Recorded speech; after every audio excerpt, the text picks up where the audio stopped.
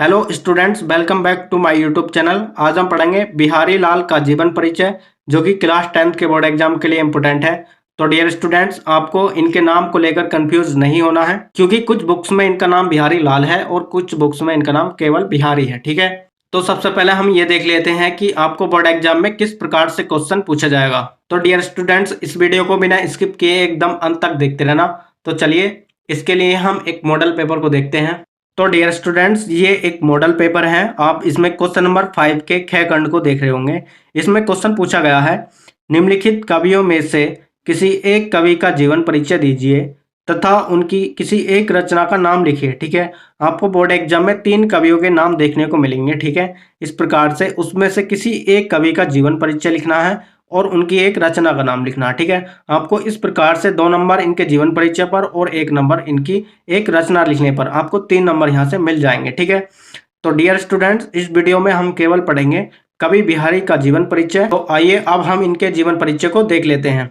तो dear students, सबसे पहले आपको बोर्ड एग्जाम में क्वेश्चन लिखना है या क्वेश्चन का नंबर लिखना है। ठीक है, यदि आप जीवन परिचय लिखना चाहते हैं और जिस भी कवि का जीवन परिचय लिखना चाहते हैं, वह ब्लैक पेन से इस प्रकार से ऊपर लिख सकते हैं, जैसे कि बिहारी का जीवन परिचय लिखना है। ठीक है, तो इस प्रकार से लिख सकते हैं। उसके बाद आपको ब्लैक पेन से हेडिंग लिखनी है जीवन परिचय, और इस प्रकार से इसमें आगे लिख सकते हैं, रीतिकाल के प्रतिनिधि कवि बिहारी लाल जी का जन्म सन 1603 ईस्वी के लगभग ग्वालियर के पास बसवा गोविंदपुर गांव में हुआ था। ठीक है, यानी कि जो बिहारी लाल हैं वह रीतिकाल के प्रतिनिधि कवि हैं। ठीक है, तो इस प्रकार से लिख सकते हैं कि रीतिकाल के प्रतिनिधि कवि बिहारी लाल जी का जन्म सन 1603 ईस्वी के लगभग ग्वालियर के पास बसवा गोविंदपुर गांव में हुआ था। ठीक है, इस प्रकार से इतना तो लिख सकते हैं। ठीक है, इसके बाद लिखना है इनके पिता का नाम या इनके परिवार के बारे में। ठीक है, तो आगे इस प्रकार से लिख सकते हैं, इनके पिता का नाम केशव राय था, यानी कि इनके पिता का नाम क्या था, केशव राय था। आप बोर्ड एग्जाम में बीच बीच में इस प्रकार से ब्लैक पेन का यूज कर सकते हैं, आपको हाइलाइटर का या जेल पेन का यूज नहीं करना। ठीक है, आप इस प्रकार से बीच बीच में ब्लैक पेन का यूज कर सकते हैं।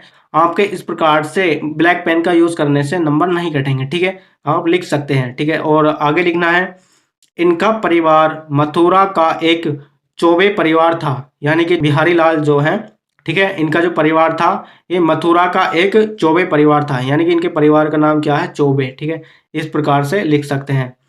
इनका बचपन बुंदेलखंड में व्यतीत हुआ, यानी कि इनका जो बचपन व्यतीत हुआ था वह बुंदेलखंड में व्यतीत हुआ था। ठीक है, इस प्रकार से लिख सकते हैं, इनका बचपन बुंदेलखंड में व्यतीत हुआ। उसके बाद लिखना है, युवा अवस्था में ये अपनी ससुराल मथुरा में जाकर रहने लगे, यानी कि जब ये बड़े हो गए। ठीक है, उसके बाद इनकी शादी वगैरह हो गई थी। ठीक है, तो शादी होने के बाद ये ससुराल मथुरा में जाकर रहने लगे। ठीक है, पहले कहाँ रहते थे, यानी कि बचपन इनका कहाँ व्यतीत हुआ था, बुंदेलखंड में व्यतीत हुआ था। ठीक है, और जब ये युवा हो गए, ठीक है, जब इनकी शादी हो गई, तो ये ससुराल यानी कि मथुरा में जाकर रहने लगे। ठीक है, और आगे लिखना है इसमें, बाद में ये जयपुर के राजा जयसिंह के दरबारी कवि हो गए। ठीक है, यानी कि जो कवि बिहारी लाल हैं वह जयपुर के राजा जो जयसिंह हैं उनके दरबारी कवि हो गए। ठीक है, आप जानते हैं इनका बचपन जो व्यतीत हुआ था बुंदेलखंड में व्यतीत हुआ था। ठीक है, उसके बाद जब इनकी शादी हो गई तब इनका कुछ जीवन मथुरा में व्यतीत हुआ था। उसके बाद में ये, ठीक है, जयपुर के राजा जयसिंह के दरबारी कवि हो गए थे। ठीक है, और आगे लिखना है, कहा जाता है कि राजा जयसिंह अपनी नवविवाहित पत्नी के प्रेम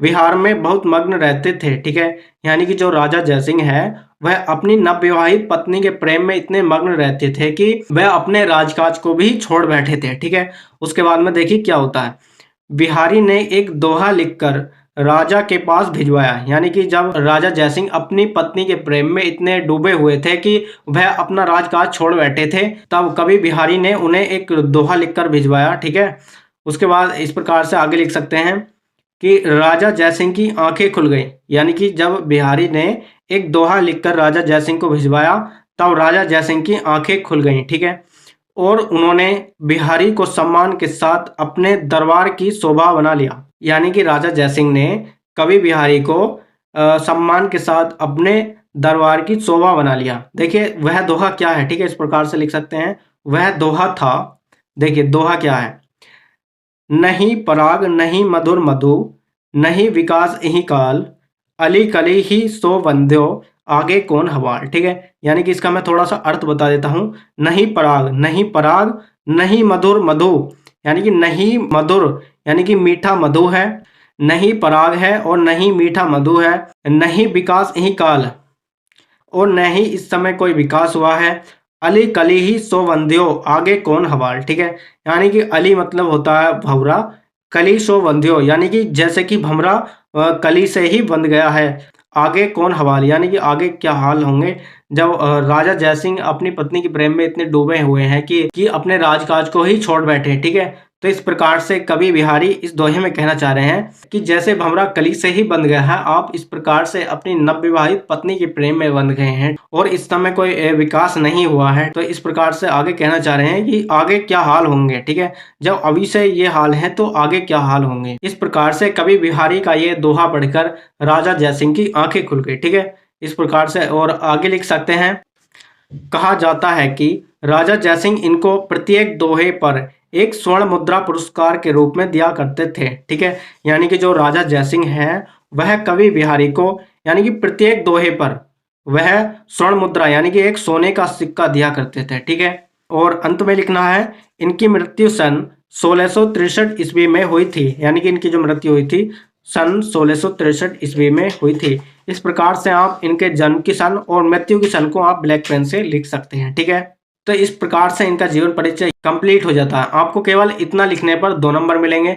यदि इनकी एक कृति का भी नाम लिख देंगे तो आपको कंप्लीट यानी कि 3 नंबर यहाँ से क्लियर हो जाएंगे। देखिए इस प्रकार से आपको हेडिंग लिखनी है कृतियाँ, ठीक है। और इस प्रकार से फर्स्ट पॉइंट डाल करके लिख सकते हैं बिहारी सतसई, ठीक है। यदि आप ये इनकी कृति नहीं लिखना चाहते तो दूसरी लिख सकते हैं भक्ति और श्रृंगार, ठीक है। इसमें से किसी एक कृति का नाम लिख सकते हैं क्योंकि आपको बोर्ड एग्जाम में केवल एक कृति का ही नाम पूछता है और चाहे तो आप दोनों कृति भी लिख सकते हैं। पहली कृति है इनकी बिहारी सतसई और दूसरी है इनकी भक्ति और श्रृंगार, ठीक है। तो इस प्रकार से कवि बिहारी का जीवन परिचय और इनकी कृतियां कंप्लीट हुई। वीडियो कैसी लगी कमेंट्स बॉक्स में जरूर बताना। वीडियो अच्छी लगी हो तो लाइक कर देना और चैनल को सब्सक्राइब करके बेल आइकन प्रेस कर देना जिससे कि नेक्स्ट वीडियो की नोटिफिकेशन सबसे पहले मिल सके। तो चलिए मिलते हैं नेक्स्ट वीडियो में नेक्स्ट टॉपिक के साथ, तब तक के लिए जय हिंद, वंदे मातरम।